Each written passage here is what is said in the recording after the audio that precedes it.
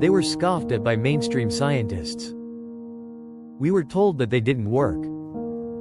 So why have millions been spent on research and development within the advertising industry? Why have rock stars been taken to court over their alleged use, and why were they banned from television and radio by the UK, Australian and United States governments? Why? Because they work. A few short years ago we were still being told that subliminal advertising didn't exist, yet today the truth of it can be seen all over the internet.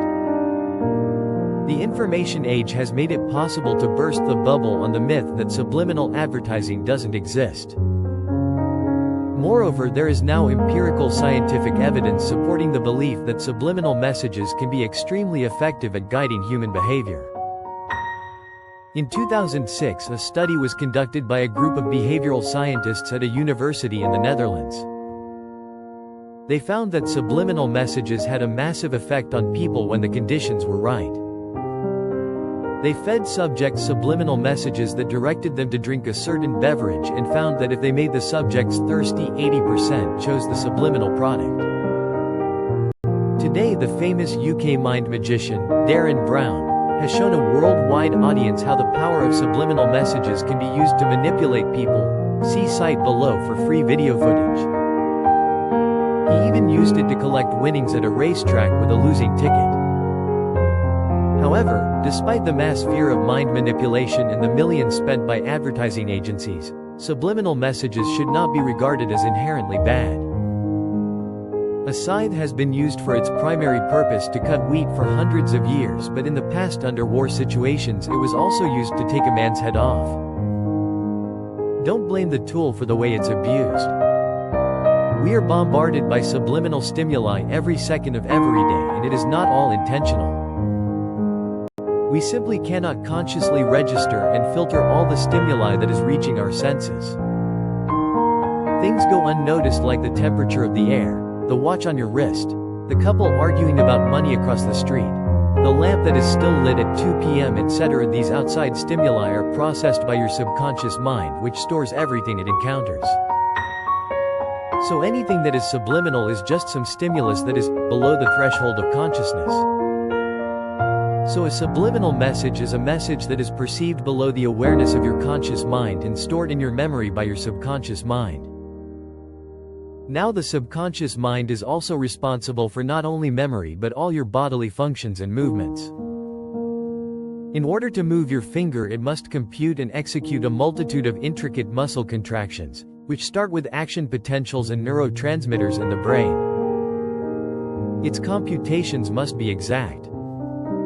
Think how complex it would be if you were to consciously try and compute something simple like the distance a car is from you. Yet your subconscious mind can do it instantly. It learned through repetition. Look at a baby. It can't walk or talk or even have full control over its motor functions, movement of bodily parts. The baby learns to do these things by conscious effort. After many attempts and failures, the baby learns, and then the function is passed over to the subconscious mind. The subconscious mind then responds in similar situations by recalling the memory and replicating it. You did the very same thing as an adult when you learned to drive a car. Many problems arise, however, because the subconscious does the same thing with your emotional responses to certain situations. It stores them and replicates them in situations it sees to be similar. You were belittled and rejected when you were younger by a girl you fancied, and now when you encounter a potential partner that you like, you get clumsy, self-conscious, feel awkward, panicked and want to run away, yet the original memory may have long faded. The subconscious mind is a creature of habit. It accepts whatever the conscious mind passes to it and replicates this belief in your emotional responses, thoughts, action, and even your environment.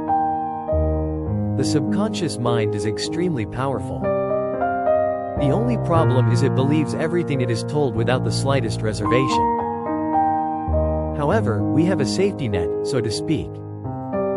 There is a guardian at the door of the subconscious mind called the conscious mind, and it regulates what is and isn't allowed to get through. This is the thinking you that is reading this article now.